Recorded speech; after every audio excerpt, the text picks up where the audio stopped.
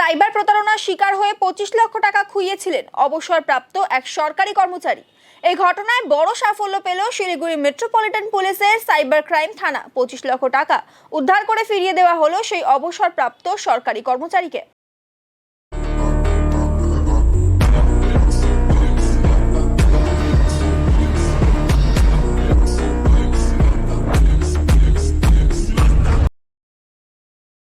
গত 19শে অগস্ট শিলিগুড়ির হায়দারপাড়ার বাসিন্দা ওই অবসরপ্রাপ্ত সরকারি কর্মচারীর কাছে হোয়াটসঅ্যাপে এক অচেনা নম্বর থেকে ফোন আসে। ফোনের অপর প্রান্তে থাকা ব্যক্তি নিজেকে মুম্বাই ক্রাইম ব্রাঞ্চের আধিকারিক বলে পরিচয় দেয়। এরপর মাদক সংক্রান্ত মামলায় তার নাম এবং গ্রেফতারির কথা বলে তাকে ভয় দেখায়। এই মামলা থেকে বাঁচতে তার কাছ থেকে 25 লক্ষ টাকা দাবি করে। মাদক সংক্রান্ত মামলার কথা শুনে এক প্রকার ভয় পেয়ে প্রতারকদের কথা মেনে তাদের ব্যাংকে 25 লক্ষ টাকা পাঠিয়ে দেন। পরবর্তীতে তিনি জানতে পারেন যে তিনি প্রতারণার শিকার হয়েছেন। ঘটনার পরেই শিলিগুড়ি সাইবার ক্রাইম থানায় লিখিত অভিযোগ দায়ের করেন সেই অবসরপ্রাপ্ত সরকারি কর্মচারী। সেই ঘটনার তদন্তে নেমে প্রায় 1 মাসের মধ্যে সমস্ত টাকা উদ্ধার করতে সক্ষম হয় সাইবার ক্রাইম থানা। উদ্ধার হওয়া সেই টাকা অবসরপ্রাপ্ত সরকারি কর্মচারীকে ফিরিয়ে দেওয়া হয়। টাকা পেয়ে খুশি হন তিনি। সাইবার ক্রাইম থানার আধিকারিকদের ধন্যবাদও জানান অবসরপ্রাপ্ত সরকারি কর্মী। हमको एक फ़ोन आया 19 को, वही 9 बजे करीब। उसके बाद वो बोला 9 दबाए, 9 दबाया। 9 दबाने के बाद बोलता है हम बम्बई से ये एक ड्रग्स का ऑफिस से बोल रहा है। ड्रग्स ये क्या बोलते हैं, नारकोटिक्स। हाँ, नारकोटिक्स से बोल रहे हैं। आपके ऊपर आपका आधार कार्ड मिसयूज होता है। कोई अपना आदमी आपको आधार कार्ड से ड्रग्स का लेन देन करता है, इसीलिए आप इतना पैसा ये दीजिए। तो हम 25 लाख मांगे। अच्छा, हम दे दिया। तो हम क्या बोले, हैक करके रखा।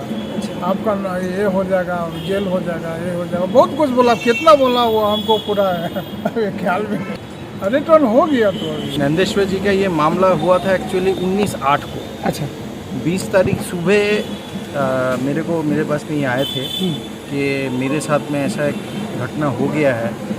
तो मैंने फिर इस पूरी विषय का पूरा विषय जो था मैंने उनसे जानकारी ली। और इस पूरे विषय में 2-3 चीज़ें सामने उठ के आई हैं, क्योंकि अभी जो साइबर ठगी का मामला हो रहा है, हर दिन साइबर ठग नए पैंतरे निकल रहे हैं। इनके मामले में जैसे इन लोगों ने नारकोटिक्स का ऑफिसर बन के इनको डराया था और इनको ऐसे बोला गया था कि इनका जो आधार कार्ड और पैन कार्ड वगैरह है, इसको यूज़ करके दूसरा बैंक खाता खोल के उससे एक बहुत पैसे का लेन देन किया जा रहा है और उससे ड्रग खरीद फरोख्त भी किया जा रहा है।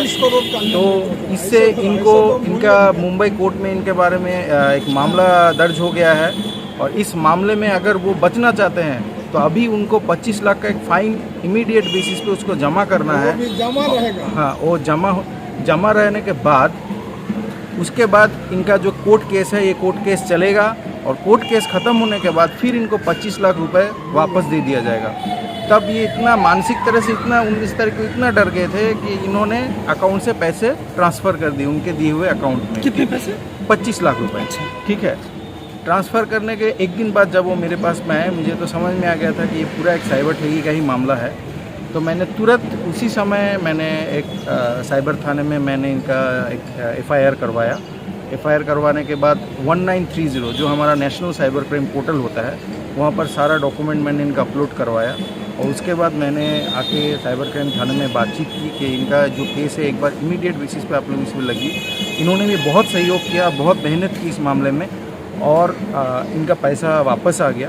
और ये प्रोसेस जो होता है, ये साइबर ठगी जब भी घटता है, सबसे बड़ा चीज़ इम्पोर्टेंट ये हो जाता है कि इसका जो चीज़ हर स्टेप बहुत सही समय के अंदर में करना ज़रूरी हो जाता है। क्योंकि साइबर ठग जो है वो इन पैसों को तुरंत दूसरे अकाउंट में हटा लेते हैं।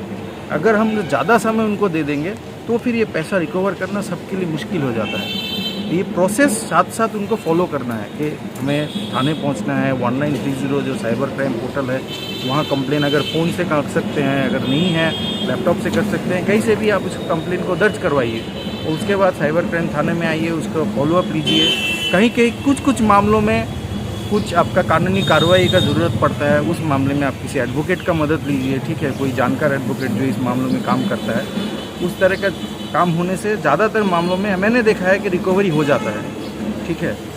और इस तरह से और साइबर ठग अभी और भी ज़्यादा, जैसे इनको ऐसा किया है, कभी किसी को इनकम टैक्स ऑफिसर बन के डराता है, कभी किसी को आपका डिटेक्टिव डिपार्टमेंट बोल के डराता है, जिससे झांसा मिल जाए। और सबसे बड़ा चीज़, ये लोग पैसा लेने के बाद गवर्नमेंट ऑफ इंडिया का एक ऑथेंटिकेट, एक फेक डॉक्यूमेंट बना के, एक रिसिप्ट टाइप का बना के उसको भेज भी देता है।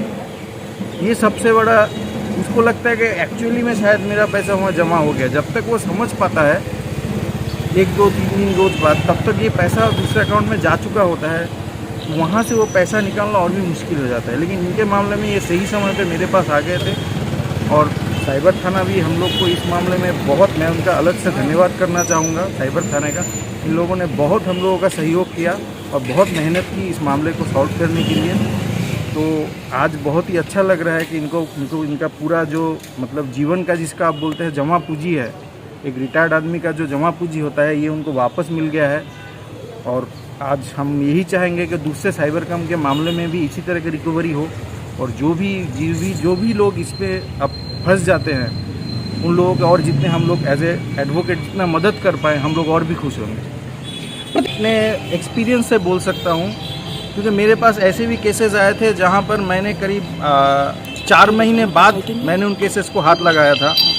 कोई खरीद फरोख्त का मामला होता है, कभी गूगल सर्च में भी आदमी फंस जाता है, ठीक है। तो मतलब आप हर जगह साइबर ठग आपके ऊपर में आप बैठे हुए हैं नज़र गड़ा के, क्योंकि उनका काम ही यही है। क्योंकि आप जो नेशनल डेटा निकला था उसमें बस पहले 4 तिमाही में करीब 1400 करोड़ रुपया नॉर्मल आदमी का गया है साइबर ठगी में, और पिछले 3 साल में शायद टोटल 70,000 करोड़ आदमी का, नॉर्मल आदमी का इंडिया वाइज, सारा इंडिया में ऐसे साइबर ठगी के मामले में जा चुका है। तो साइबर ठग दिन के दिन अभी ये लोग और भी आगे बढ़ते जा रहे हैं और नए टेक्नोलॉजी का इस्तेमाल कर रहे हैं और कोशिश कर रहे हैं कि कैसे ठग के वो लोग दूसरे से आपका पैसा लेगा। बस यही उनका अभी लक्ष्य बनता जा रहा है, और ये एक ऑर्गेनाइज क्राइम सिंडिकेट टाइप का बन गया है। ऐसा नहीं है कि छुटपुट कोई अलग से कर रहा है, ये एक ऑर्गेनाइज क्राइम सिंडिकेट की तरह काम कर रहा है। तो यहाँ पर जो नॉर्मल इंसान है उनको भी, कोई भी आप जब मोबाइल यूज़ कर रहे हैं, इंटरनेट यूज़ कर रहे हैं, या जो भी आप यूज़ कर रहे हैं, उसको बहुत सावधानी से यूज़ करना है। हर चीज़ में मतलब जो बोला बस उसी को मान लेना नहीं है, उसको थोड़ा जांच करना है और फिर आगे बढ़ना है, विशेषकर जहां आपका पैसा का मामला हो। मैं बस यही आपके चैनल के माध्यम से साधारण लोगों के लिए मैं बस यही अनुरोध करूंगा कि वो लोग थोड़ा सा धीरे सोच समझ के काम करेंगे तो ये साइबर ठग इतने